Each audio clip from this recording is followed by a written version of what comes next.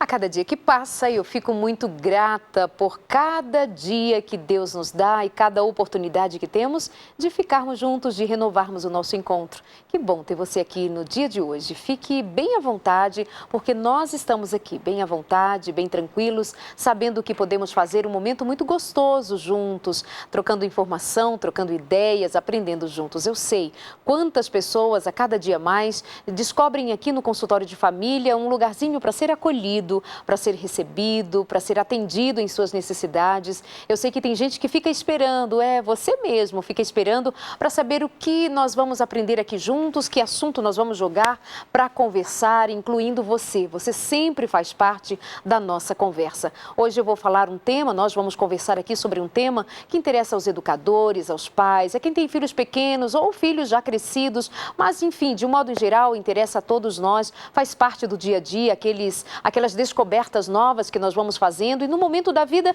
nós pensamos daqui o que um dia aprendemos e faz todo sentido saber e viver de acordo com aquilo que nós vamos acolhendo como bagagem para ajudar-nos a nós e aos outros ao nosso redor. Hoje nós vamos falar sobre autismo, vamos conhecer um pouco mais sobre este universo, o que acontece, como se dá, um pouco só. Afinal de contas é muito amplo, tem muito a se descobrir, o que se sabe é muito pouco diante de toda uma demanda que tem ainda para ser trabalhada, mas o importante é saber que você que tem um filho autista ou que quer saber mais sobre esse tema, vai poder fazê-lo hoje aqui com a gente. Entrando em contato, pode ser pela nossa página no Facebook e o nosso endereço é consultoriodefamilia.nt, consultoriodefamilia.nt. Pode escrever também quando quiser, fique à vontade. E o nosso endereço é consultório@novotempo.com. Fica aqui com a gente. A partir de agora, você aqui sempre, como sempre fazemos, um programa todo especial. Eu tenho aqui comigo dois convidados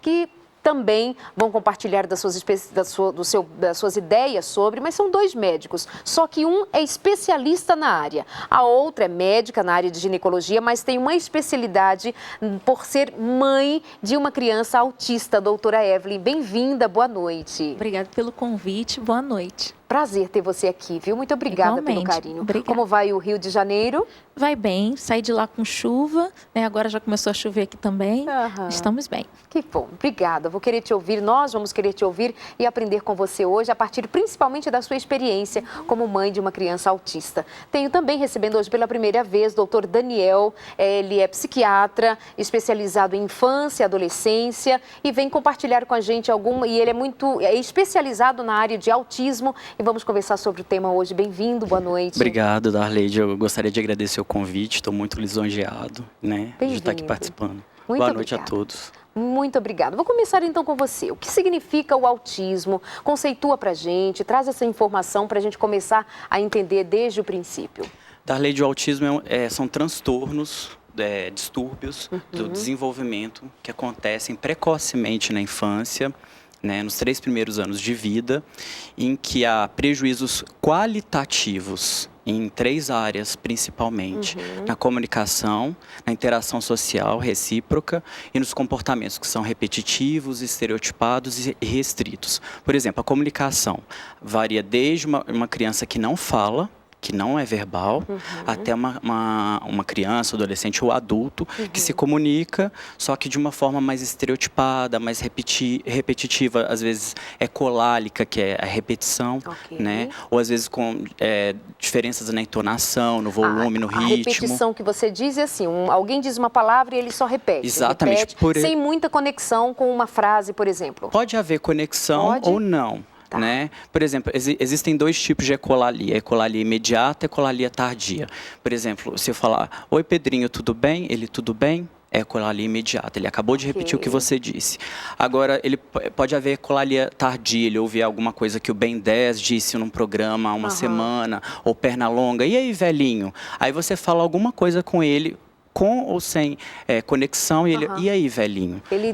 traz aquela informação fora do contexto, Exatamente. Digamos. E tem outras tantas características, mas as características centrais são essas. Entendi. Alterações qualitativas, prejuízos qualitativos na comunicação e interação social e nos comportamentos que são repetitivos, estereotipados, restritos. Eles têm dificuldade de mudança de rotina, dificuldade com mudanças de horários, por exemplo, né? Dificuldade, por exemplo, na interação social, desde a dificuldade de fazer o contato ocular. Não olha nos olhos. Não, ele pode fazer o contato e esse ser fugaz, ou seja, ele faz o contato e desvia o olhar. Entendi. Até o autista que não faz o contato ocular de modo algum. Então, o que eu queria deixar bem claro para os pais em casa, para os telespectadores, é que nenhum autista é igual ao outro. Né? Isso é importante a gente ter isso bem claro, bem em mente, que cada um pode apresentar comportamentos, né? Existem os comportamentos básicos para a gente definir, para a gente classificar uma criança como autista ou não, mas alguns apresentam alguns comportamentos e outros comportamentos. Nem todos autistas têm todos os comportamentos do espectro. Talvez por isso seja um pouquinho mais difícil o diagnóstico também, não é? O seu filho, quando você descobriu que ele era autista, ele estava com que idade?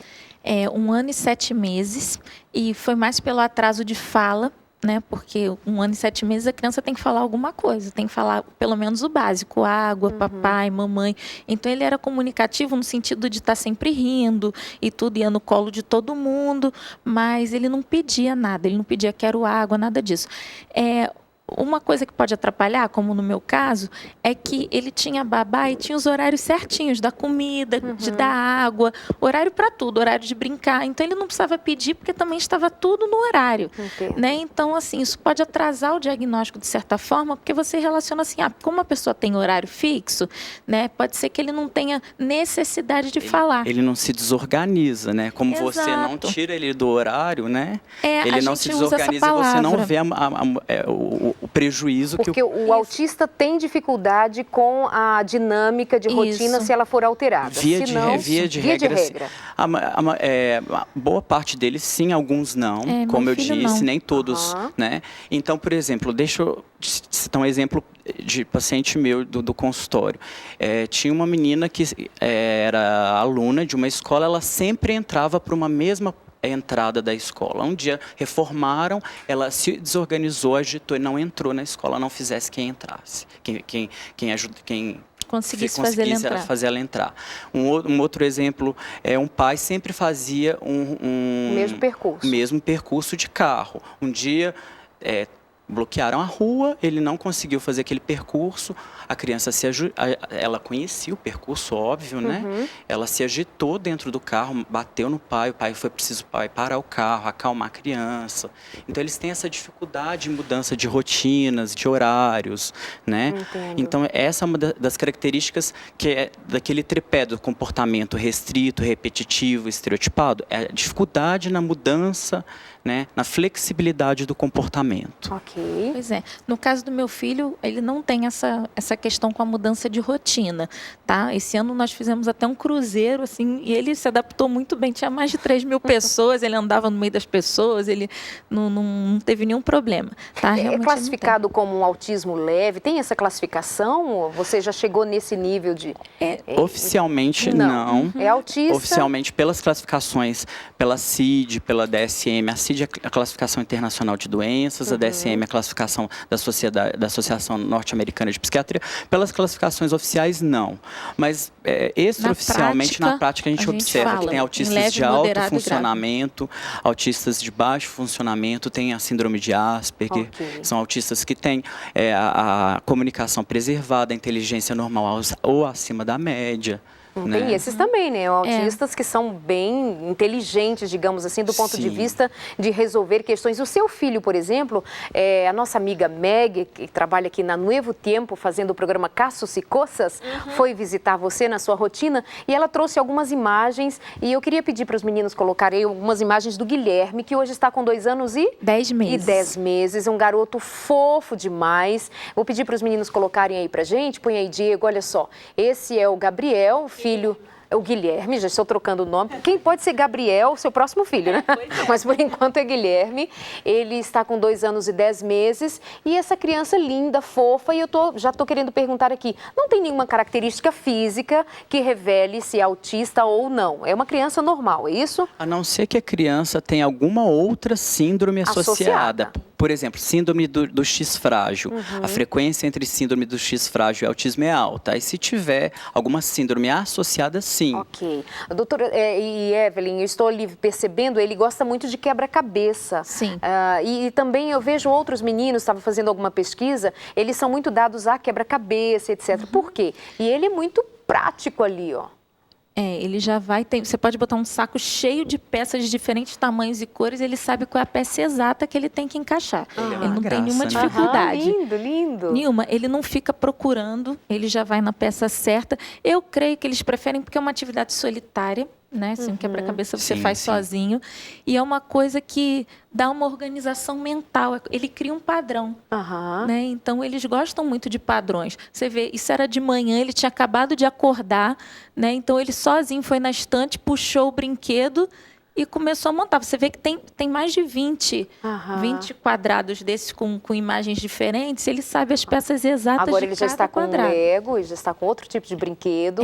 Também fica montando, separando por cores. Isso, ele organiza tudo por cores. É importante dizer, Darley, de que uma das características do espectro do autismo é o brincar. O brincar deles geralmente é estereotipado. Eles gostam de jogos em que envolva repetição, né, em que eventualmente o uso do brinquedo não é o uso funcional. Ele vai pegar o carrinho, em vez de pegar, vai pegar e ficar com a rodinha ou com uma pecinha, ou arrancar a cabeça da boneca. Então, eles têm o brincar deles pode estar comprometido também. É bem diferente. O seu filho fazia isso, de virar o carrinho? Isso, foi uma das coisas principais que fez a gente diagnosticar. Boa, então vou pedir para os meninos, pode voltar aqui para a gente no estúdio.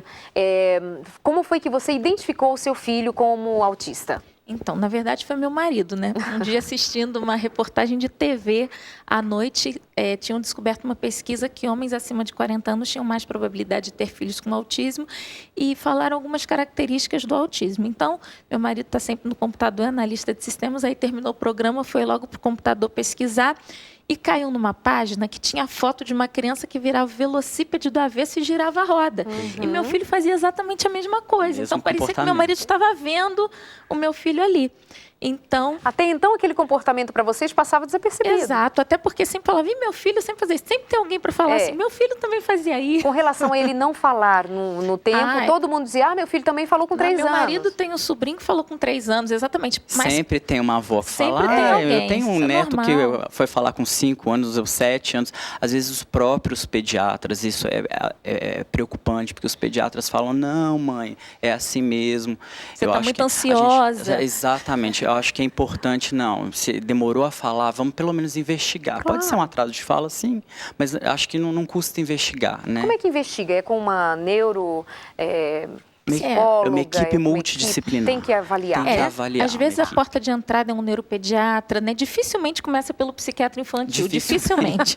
Geralmente pela psicóloga ou pela psicopedagoga, quando a criança começa com dificuldades na escola, né? Porque eles não aprendem pelos métodos convencionais, né? Eles são mais aprendedores visuais, então eles precisam de adaptação do conteúdo. Então, às vezes, só quando chega na escola é que, principalmente os que não têm dificuldade de linguagem, né, só quando chega na escola que é percebida a diferença de comportamento. Então, é por uma psicopedagoga, uma psicóloga ou uma fono, que a criança vai só porque está com atraso de fala, então é a fono que tem que ter um olhar mais além para identificar outros comportamentos que classifiquem como autismo. É muito difícil, eu não conheço nenhum pai que levou o seu filho a um psiquiatra logo de cara. Não, é difícil. Vão dizer o quê do meu filho, né? Que ele tem, ainda é aquele velho preconceito estigma, né? De que o psiquiatra é o médico para pessoas loucas, sabe, isso traz uma série de outros prejuízos. Sim. Quando deveria ser um profissional visto como qualquer outro profissional que vai atender numa área específica, porque a gente ainda se sente diminuído com relação a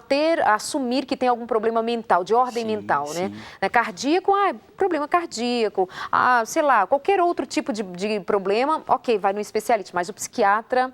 Você sabe que eu percebo isso mais no consultório privado. privado existe isso. No SUS eu vejo uma procura até grande demais. Mesmo? Sim. Olha aí, o povão mais esclarecido.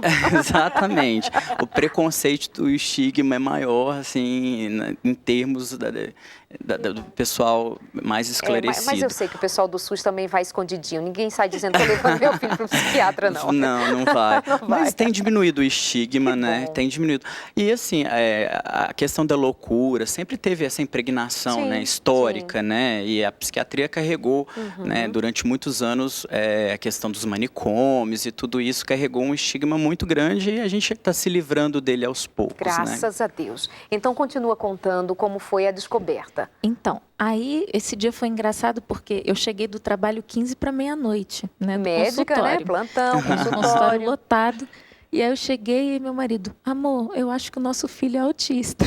Aí eu disse, tá bom, depois a gente vê. Depois a gente... Fui dormir, porque o cansaço me dominou. Mas não tive uma noite tranquila. 4h30 eu levantei, né? 4h30 da manhã eu levantei e fui eu para a internet.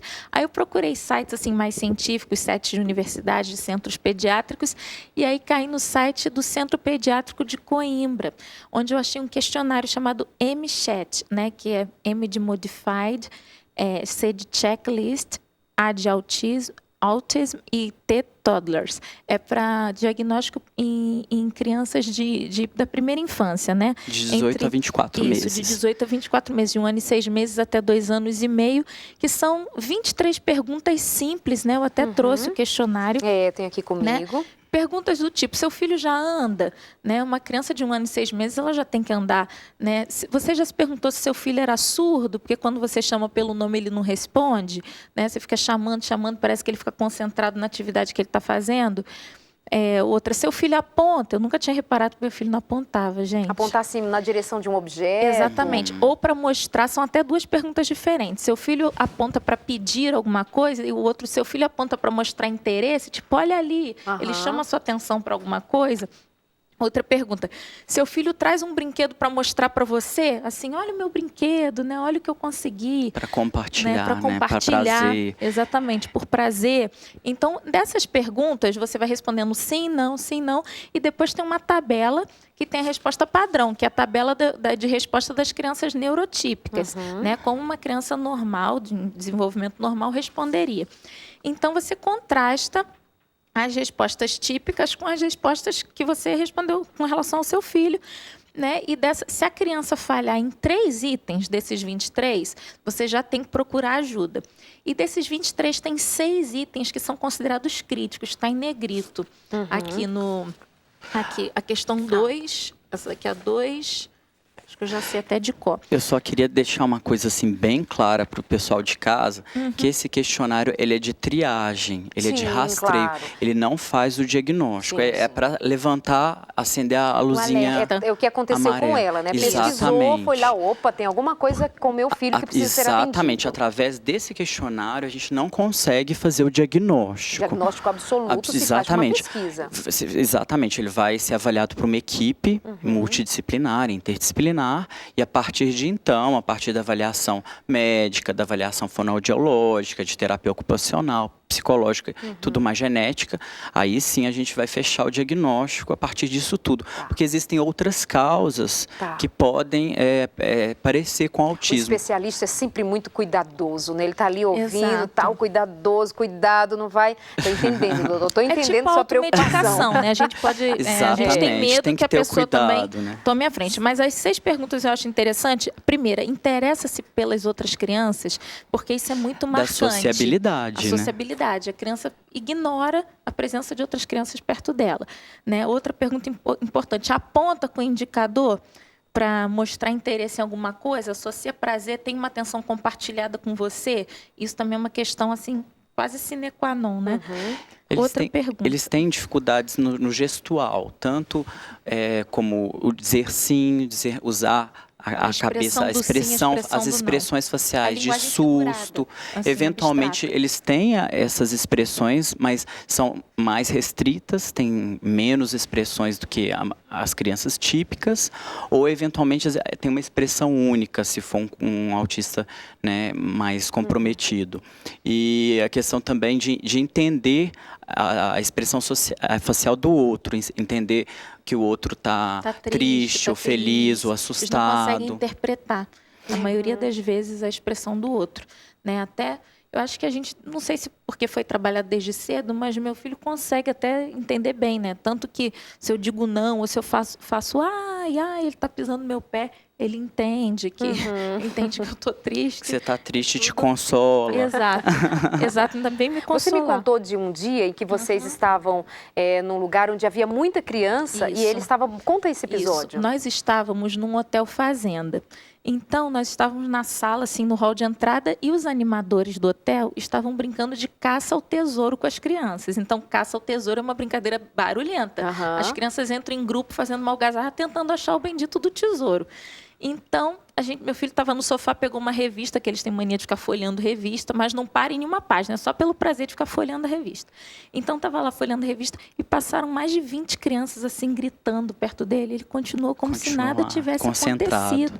Concentração máxima, né? Ele ignorou a presença das outras crianças, né? Nessa mesma fase que a gente fez o diagnóstico. Então, assim, um pai um pouco mais atento já diz, epa, tem alguma coisa errada. Ou ele é surdo, né? Muitas vezes a porta de entrada é um otorrino, porque o primeiro exame que pedem é sempre um exame auditivo. O diagnóstico diferencial é esse. Assim, a gente tem que fazer alguns exames, algumas investigações, aplicar alguns instrumentos para descartar outras causas que podem parecer com autismo, mas na verdade não são. Um deles é a avaliação audiológica, né? Porque a criança surda, ela pode parecer uma criança autista em determinada fase da vida. Então você tem que descartar isso, né?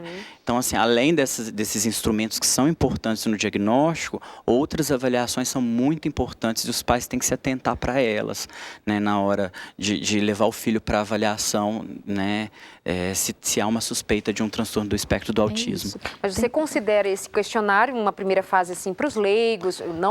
E olha que ela nem é leiga, é uma médica, mas aqui vai nos ajudar a ter alguns parâmetros com relação a isso. Esse questionário, inclusive, o Darleide, ele é esse questionário ele é indicado tanto pela Secretaria de Saúde do Estado de São Paulo quanto pelo Ministério da Saúde, como questionário de triagem para transtornos do espectro do autismo, triagem precoce, de 18 porque os a 24 agentes meses. de saúde podem aplicar ele nas casas, nas clínicas da família, né?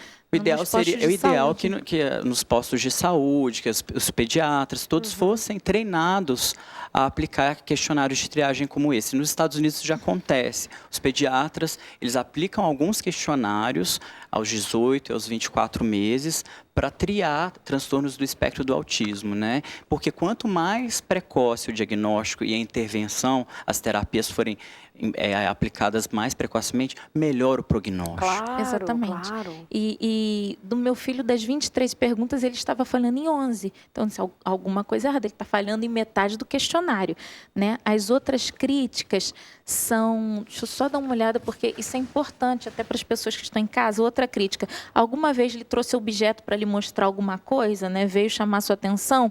Imita o adulto, eles têm uma dificuldade imensa de imitar. Porque muitos não reconhecem a expressão facial. Então, às vezes, você faz cavalinho, tudo, ele vai ver você fazer, mas não vai conseguir imitar. Né? Exatamente. Meu filho imitava, né? Essa crítica ele não tinha.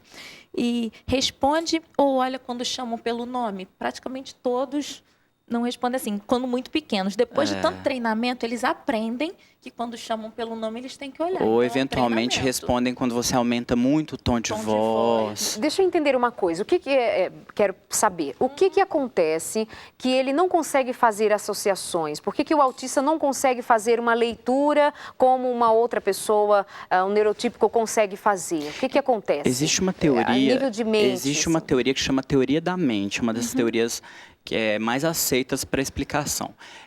Seria o seguinte, resumidamente, o autista tem dificuldade em entender, em ler a mente do outro, entender o que o outro está sentindo, o que o outro deseja, né?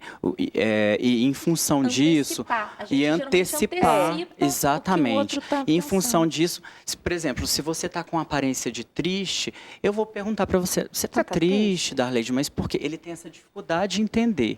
E tem dificuldade também na empatia. O que seria isso? Além dele interpretar o que você está sentindo, de sentir a mesma coisa, de se colocar no lugar do outro. Nossa, você está triste? Poxa, eu também estou triste. Se você está triste, também estou triste. Por que você está triste? E o que acontece? Ele não consegue fazer as sinapses? O que acontece neurologicamente? Assim, tem uma teoria também, e também tem algumas pesquisas que viram que os neurônios são um pouquinho diferentes. Os dendritos são mais curtos, né? Então, eles têm mais dificuldade de fazer comunicação É uma das teorias. Tem várias teorias, né? Tem a teoria dos neurônios espelhos, tem teoria de alterações neuroanatômicas, teorias de alterações em substâncias tipo serotonina, dopamina, glutamato. Ou seja, não se sabe exatamente. Por isso que é tão difícil ter uma medicação, uma encontraria melhor o caminho da cura, exatamente. Né? É mito que Albert Einstein seria autista? Não é mito, ele era. Ninguém avaliou para dizer. Não tinha esse questionário para fazer, né? Ninguém avaliou para dizer. Pode ser que seja, ele tem né? bastante. Eu assisti até uma aula. Popular, né? Antes de a gente ir para o intervalo, eu sei que o seu marido, que virou expert, né, no tema, ele identificou um colega de trabalho com autismo, adulto. Como foi esse episódio? Pois é, porque a gente acaba virando expert mesmo no assunto, né? De tanto que a gente faz curso, vai lendo. Então, depois você observando o comportamento das pessoas ao seu redor, você vê que tem Como foi no caso dele? Exatamente. Ele começou, na verdade, não né? 2 colegas. Ele observou, assim, comportamentos, eram mais isolados, né?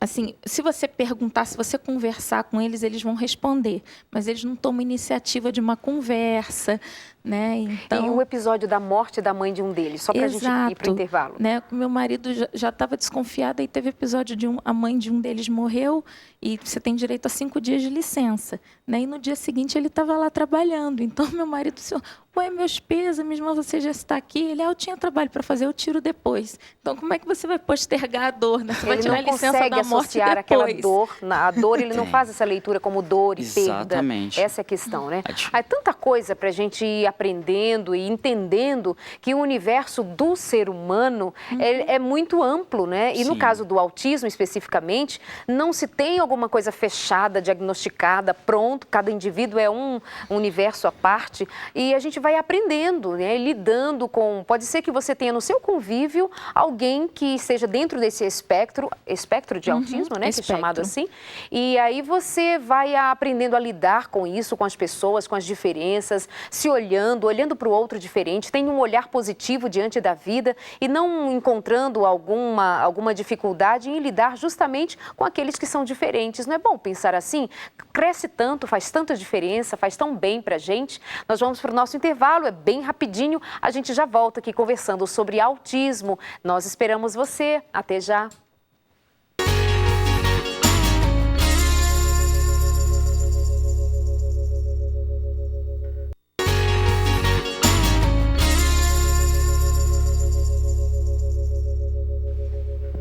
Muita gente querida participando aqui com a gente hoje, como sempre, né?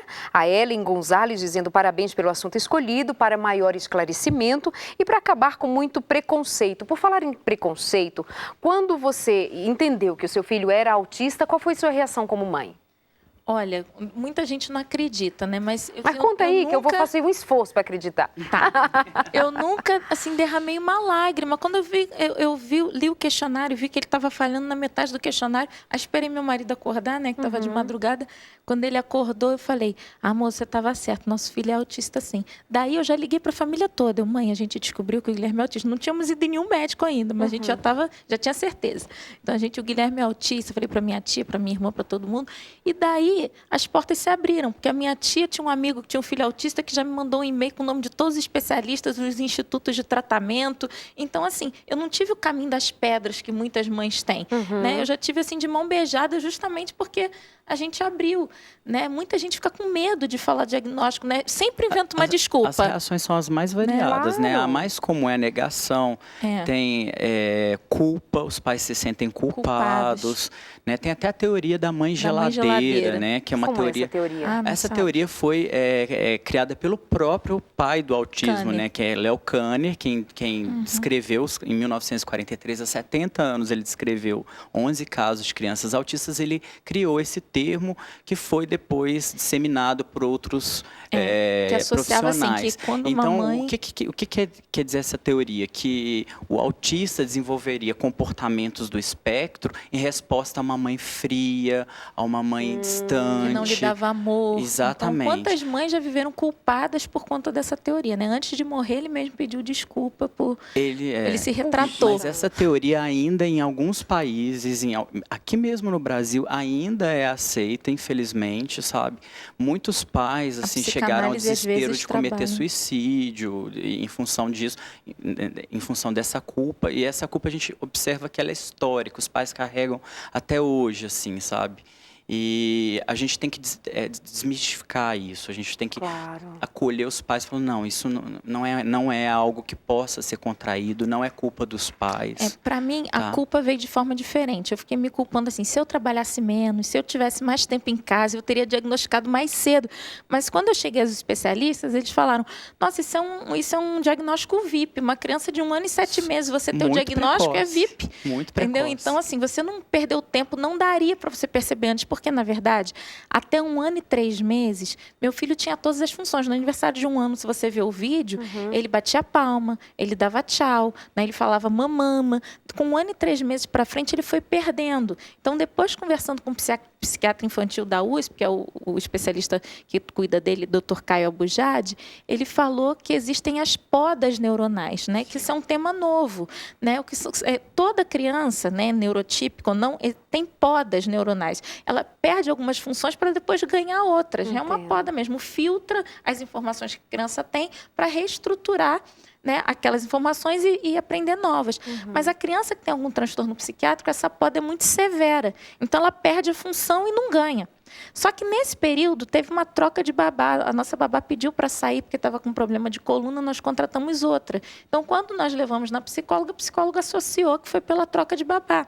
Então, por fim, nós recontratamos a antiga, mesmo com problema de saúde, para ver se melhorava. Pelo menos para ficar no ambiente. Exato. Então, assim, a culpa veio de outra forma, né? Será que é porque eu não estava em casa? Será porque trocamos a babá? Será? Aí você começa a fazer umas perguntas. Mas, na verdade, a nossa questão foi, o que a gente tem que fazer? Só.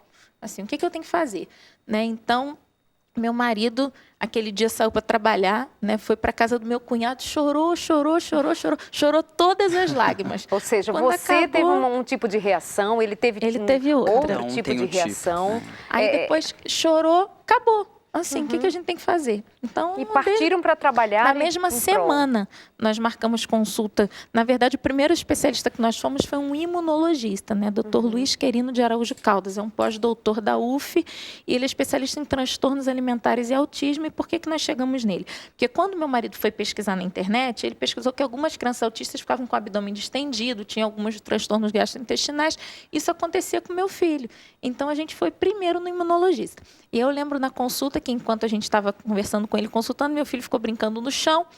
E aí, no fim, meu marido falou assim, doutor, pela sua experiência, o que o senhor acha? Ele, esse menino é autista. Assim, um senhor, sabe, apontou logo assim, esse menino é autista.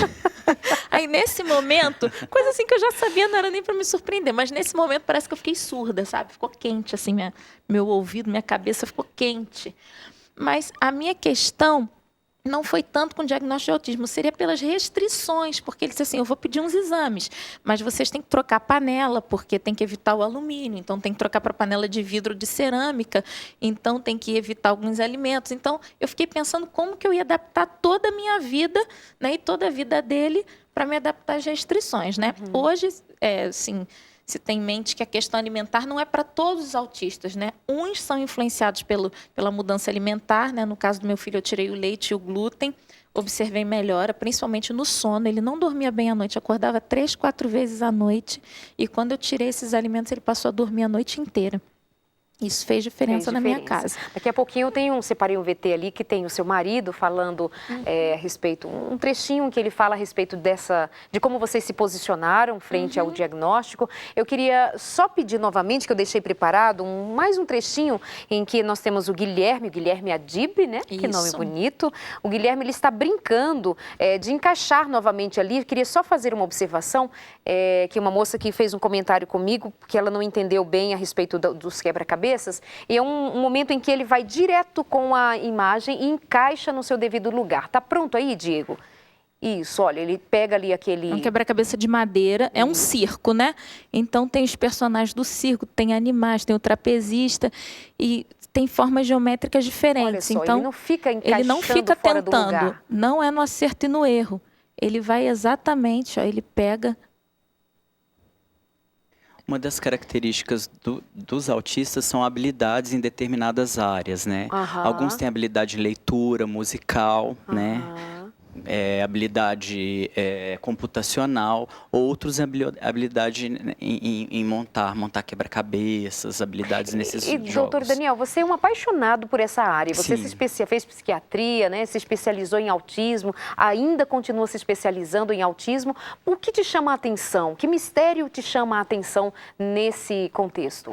Eu acho que são vários os mistérios, assim, acho que desde ser um transtorno que acomete a criança logo nos primeiros anos de vida e a gente não ter um único marcador biológico, uma única teoria, né? E ao passo que existem vários tipos de autistas. Você tem um paciente com síndrome de Asperger que chega para você, por exemplo, contando sobre todos os aviões, todos os modelos, as marcas. Tem um interesse restrito, então ele se especializa em aviões, Ele sabe tudo sobre aquilo. Ao passo que você pega um adulto não verbal, que não interage e que, de repente, tem comportamentos agressivos muito importantes. Então, você tem essa miríade, essa ampla possibilidade de apresentações clínicas. Então, é bem instigante isso. Você fala, nossa, usa-se medicamentos no tratamento do autista? Usa-se medicamentos, só que os medicamentos, eles não tratam sintomas centrais dos transtornos do espectro do autista. Ou seja, a gente não tem medicação validada cientificamente para melhorar a sociabilidade, a comunicação. O que o remédio, a medicação, qual o papel dela? Melhorar a insônia, agitação, desatenção, né, ansiedade e comorbidades. O que são comorbidades? São outros transtornos que ocorrem junto com o autismo. O TDAH acontece frequentemente com autismo, transtorno obsessivo compulsivo, depressão, ansiedade, autistas de alto funcionamento na adolescência, na fase adulta, que têm consciência das limitações, da dificuldade, muito frequentemente entram em depressão. O meu marido, nas pesquisas que ele faz na internet, ele descobriu o caso de uma moça que ela é não verbal e ela tem 12 mestrados. Né? Então, você vê, ela sempre estudou e tudo, se virou, mas sem conseguir falar uma palavra. Se ela sentar aqui com a gente, elas põem você no chinelo, Sim, né? Exatamente. De tanto conhecimento específico numa área. 12? Exato. Enfim, olha só, tem o pessoal do Borboleta Azul dizendo boa noite, estou acompanhando vocês aqui. Surgiu uma iniciativa desse grupo de buscar informações sobre o autismo, ajudando assim a muitas famílias que sofrem com 2 vilões cruéis, que eles chamam a ignorância e o preconceito. Então, eles têm um trabalho feito, divulgado ali no borboletaazulautismo.blogspot.com.br. Parabéns para vocês. Tem muitos grupos de pais, de pessoas que se unem em torno do tema para buscar ajuda. Inclusive, temos uma lei, né? Fala um pouquinho a respeito da lei. Temos a lei Berenice Piana, né, que foi sancionada, mas ainda não foi regulamentada, né? E amanhã é o último A prazo. gente que até amanhã fosse regulamentada pela nossa presidenta, mas até o momento ainda ela não se manifestou. Não se manifestou. Infelizmente. E a Lei 12.764/12, né, foi sancionada em 28 de dezembro de 2012 e passa a dar ao autista os mesmos direitos da pessoa deficiente. Isso trouxe muitos ganhos, porque o autismo não era considerado um distúrbio mental. Então, a mãe não conseguia licença para cuidar do filho em um momento específico. Você modificou a sua rotina para ficar com seu filho? Eu fechei meu consultório. Okay. Né? Eu fechei meu consultório porque eu passei a ter um dia na semana só para atender. Antes eu atendia todo dia. Então, não dava para manter as despesas de um consultório atendendo só um dia na semana. Aí, vamos resolver Hoje eu alugo o problema, né? exatamente um horário em outra clínica, uma clínica de cirurgia plástica, mas não é mais o meu consultório. Eu não tenho funcionária minha e tudo. Né? Olha só, tem aqui a Beta Blanco dizendo: meu filho, além de autismo, ele tem múltiplas alergias, ele consegue interagir, mas não como uma criança típica, é extremamente carinhoso e o diagnóstico foi muito difícil porque falava com a pediatra e ela dizia que ele não era autista. Então isso fez com que demorasse a fechar um diagnóstico. E fica uma dica aí, né, também para os pediatras que estão aí nos acompanhando, para os pais, claro, principalmente os pais. Nem tudo que o pediatra disser, você, se tem uma certa desconfiança, vai buscar, até porque precisa de outros profissionais acompanhando. Nunca é fechado com um profissional só, né? Não. Infelizmente, os pediatras não estão preparados. A formação do pediatra no Brasil, até o momento, ainda não contempla, na maioria das universidades, das instituições formadoras, ainda não contempla o estudo dos transtornos do espectro do autismo. Deveria ser diferente, né? O pediatra do meu filho achou que eu estava inventando doença. Né? Uma pessoa muito querida, eu gosto muito dele, mas eu disse, não, eu tenho certeza, eu não estou inventando doença. Já a outra pediatra, né, que ele ia em 2 pediatras, ela era muito atenta. Então, com 1 ano, quando eu ia na consulta lá mensalmente, com 1 ano ela falava assim, ele já está falando água?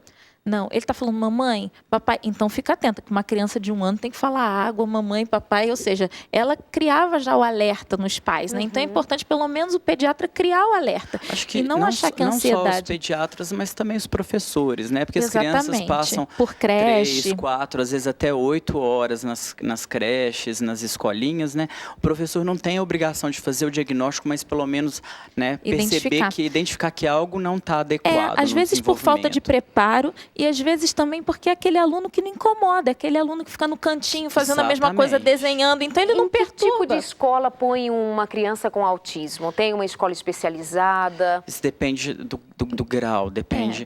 Um autista do nível de comprometimento. No nível de comprometimento. Uma criança adolescente, autista, muito comprometido, com deficiência intelectual, que é o antigo retardo mental, e com muitas dificuldades, assim, com muitas restrições. Se for agressivo. A escola especial, assim, no meu entender, o ideal. Agora, um autista de alto funcionamento, um autista que está no meio do espectro, que consiga ir para uma escola regular, o ideal é que ele vá para a escola sabe por quê? regular. Porque ele começa a imitar o comportamento de quem está próximo. Então, se você bota uma criança de alto funcionamento numa escola especial, que vai ter crianças não verbais com mais estereotipia do que ele, ele vai começar a imitar aquele tipo de comportamento. Claro. Né? Eu acabei de ler um livro fantástico, recomendo para todo pai de autista, professor, quem lide com autista, chamado Brilhante. Você já ouviu falar? Sim. É a história de um autista que hoje está com 14 anos, ele já está terminando mestrado, doutorado, assim, ele tem um QI mais elevado até do que o de Einstein, mas o ponto que eu queria tocar é que ele é americano, então lá nos Estados Unidos, depois ele recebeu um atendimento pelo município, né, e pelo estado até certa idade, e depois obrigatoriamente ele tinha que ir para a escola especial. Então ele chegava em casa, ele ficava deitado no chão sem nenhum tônus muscular, totalmente flácido, mole, e a mãe dele tinha que pegar ele no colo e levar para fazer as necessidades. Então, ela começou a observar que ele estava piorando.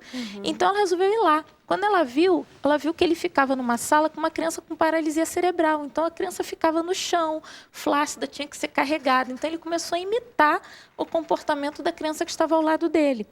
Né? Então, o que a gente observa também é que muitas crianças, como você disse, ou elas são muito agitadas e a escola não quer, ou elas são muito quietinhas, passivas, e aí o professor não presta atenção no aprendizado, na evolução.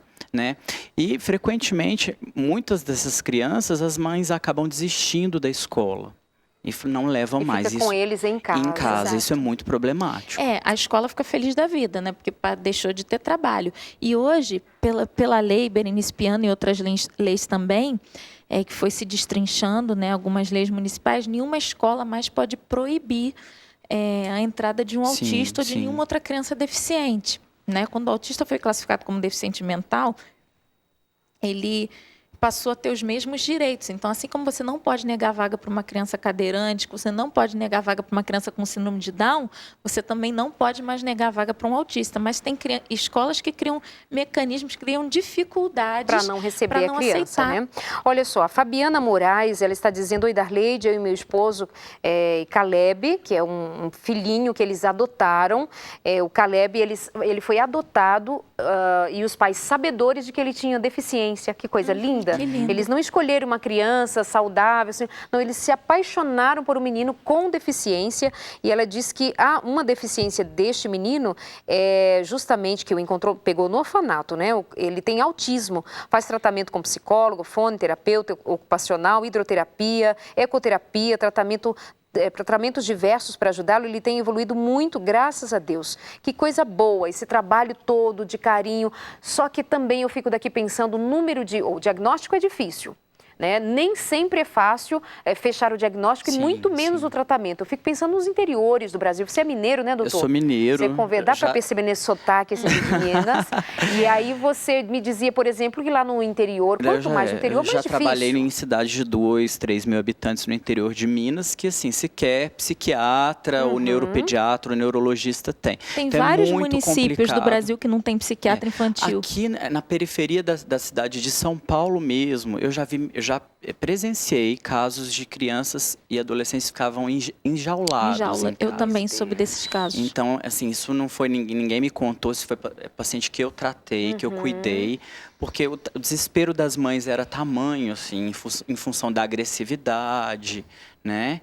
Que acontecem porque muitos criticam as mães, mas as mães já não sabiam o que fazer, porque eles se autoagridem também. Então, dão com a cabeça na parede, né, se mordem, alguns... É complicado. Né, então, os casos mais severos, então elas não viam caso, amarrava na cama ou então enjaulava para ele não se agredir. Deixa eu falar aqui, tem uma outra mãe perguntando: Darleide, mais algumas das perguntas feitas para essa triagem, para esse diagnóstico. Eu estou olhando para o doutor dizendo: é só triagem, doutor. É assim, vou repetir algumas das perguntas feitas nesse questionário. Gosta de brincar ao colo fazendo de cavalinho, por exemplo? Você vai responder sim ou não. Interessa-se por outras crianças? Se envolve? Se socializa? Gosta de jogar às escondidas? Fica num cantinho, Brincar assim? de esconde-esconde. Brincar de esconde-esconde, é isso?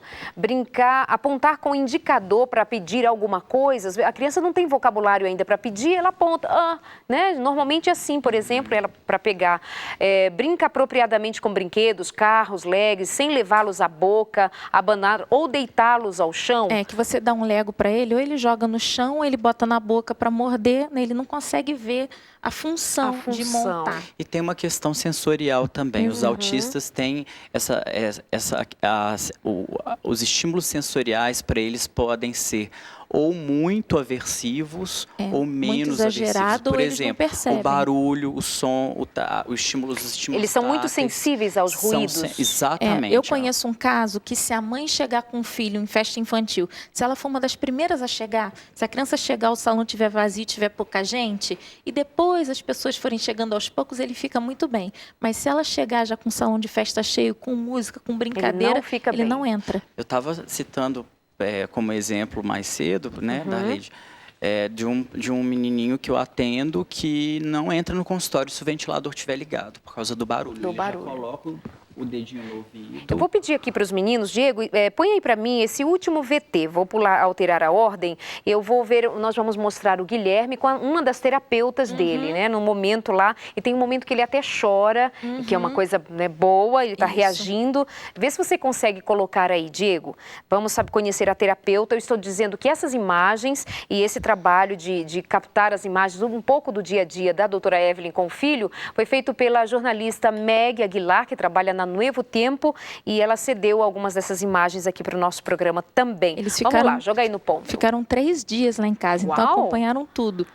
Joga aí para a gente acompanhar. Eu trabalho com o Guilherme, assim, a questão do olhar, Então eu faço um trabalho corporal para que ele me olhe, para que ele entenda o que eu estou falando para ele, que ele entenda a minha expressão, para que ele consiga compreender o ambiente. Então, assim, o que acontece? Muitas vezes eles não estão observando o ambiente. A gente quer que ele comece a observar esse ambiente, a perceber a hora que estão falando com ele, a hora que não tá, a hora que muda, troca de ambiente, vai para um outro lugar. Então, hoje o Guilherme já consegue. Antes eu chegava lá embaixo na recepção para trazê-lo, ele não se incomodava, porque ele não estava percebendo o ambiente. Hoje ele já consegue perceber o ambiente. Então, às vezes ele reclama, ele chora, porque ele está conseguindo expressar as vontades dele. Então, ó, não quero fazer isso. Então, como ele ainda não tem a linguagem, ele faz com que o choro se torne uma linguagem, uma forma de expressão. Então, assim, eu trabalho muito com ele, além do olhar, a nomeação. O Gui consegue, ele sabe o nome de várias coisas. Então ele fala várias coisas, ele canta várias músicas, mas tudo sem intenção comunicativa. Quero trabalhar com o Guilherme a intenção comunicativa. Então o apontar. Então quando eu pego o dedinho dele e falo, olha Gui, o gatinho. Como é que o gato faz? Então, eu quero que daqui, ele apontando aqui, ele consiga depois apontar as outras coisas que ele quer. Então, abrir uma porta, pegar um brinquedo. Então, pega lá, o que você quer? Me dá. Então, é isso que eu trabalho com ele. Primeira parte, o olhar, que é muito importante para que ele entenda e compreenda e saiba ler o ambiente. Então, hoje, quando ele reclama é que a mãe sai.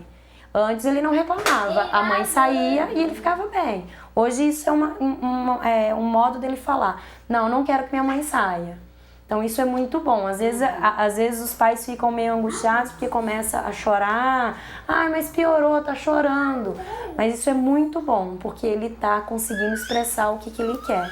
E é isso que eu quero com o Guilherme, que ele expresse o que ele quer, que ele consiga falar o que ele tá pedindo, solicitando, o que ele deseja e o que angustia ele.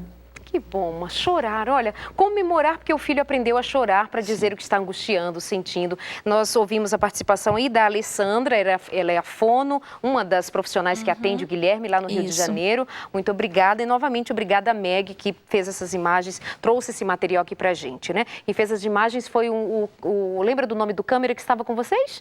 Eu vou ficar devendo essa aqui, feio, mas tudo bem. Deixa eu cumprimentar amigos queridos que vieram de São Paulo. Eles vieram lá do UNASP, da Universidade Adventista São Paulo. Estão ali meio que cochilando. Estou vendo vocês daqui, viu? Não, brincadeira, né? Muito obrigada pelo carinho, professora Edna, mais amigos queridos aqui com a gente.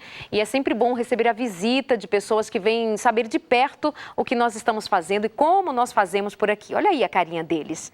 Obrigada, amados. Muito obrigada pelo carinho, viu? Quero dizer também para o pessoal que neste sábado, dia 7, a partir das 7 da noite, nós teremos um encontro na comunidade que nós conhecemos ali na Vila Olímpia. Vila Olímpia, isso mesmo, na Koinonia. Eu vou deixar mais informações na nossa página no Facebook. Vai ser um momento muito agradável. Vai ter a Vila Confidencial com psicólogo. Vamos ter também a presença do pastor Paulo. Já esteve comigo no Sem Tabus. Novamente vai estar lançando o seu livro ali, coisa boa, Deus abençoe. E na sequência teremos a Koinonia e eu vou estar lá presente. Eu convido você para ficar com a gente. O endereço, o horário direitinho na nossa página no Facebook, tá bom? Muito obrigada. Vamos continuando aqui a nossa conversa, indo para o final do programa. Doutor, o que você diz para os pais, para os educadores, referente ao autismo, que você quer deixar como recado? Eu queria deixar como recado, assim, que o diagnóstico tem que ser o mais precoce possível.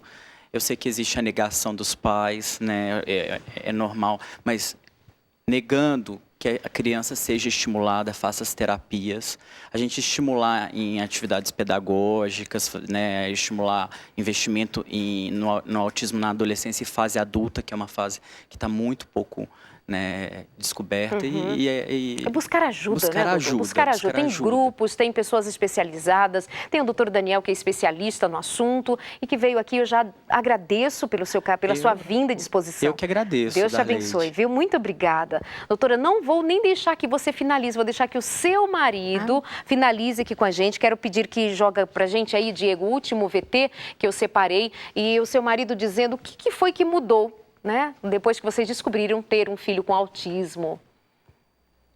O que muda pra gente não é ele que muda. O que muda é o que nós vamos fazer por ele. É isso que muda. Então, especial somos nós, porque nós temos que se tornar maior do que éramos antes para poder suprir aquilo que ele não tem. Bonitinho. Esse é o Ricardo, marido da Evelyn, o pai do Guilherme. E eu separei esse trechinho que até me emocionou quando eu vi da primeira vez. Tá tudo certo, nós é que temos que ser maiores para acolher esse momento tão especial na vida, que é ter um filho que exige mais da gente do que a gente estaria disposto a oferecer em outra situação. Evelyn, muito obrigada pela disposição de vir, viu? Dá só o seu abraço para o pessoal de casa. Um abraço para todo mundo. Que esse programa abra as portas para novos diagnósticos e falar para os pais que assumam o diagnóstico dos seus filhos, porque quanto mais tempo na negação, mais tempo a criança perde de se envolver e de começar os tratamentos. Tem que ser rápido, né? Senão a gente perde. Qualquer tratamento iniciado antes dos 3 anos se associa a um prognóstico excelente. A criança pode levar uma vida quase normal, né? Então é importante realmente o diagnóstico precoce. Muito obrigada, Evelyn. Obrigada, doutor Daniel. Muito obrigada a você aí de casa. Bom demais ter você na companhia, mas não fica só nisso aqui não. Vai buscar mais, vai querer saber mais. Isso aqui é só um abrir de uma possibilidade para você ir a buscar ajuda e ter o que é favorável para você e para sua família viverem muito bem. Obrigada e até a semana que vem com mais um consultório de família. Até lá!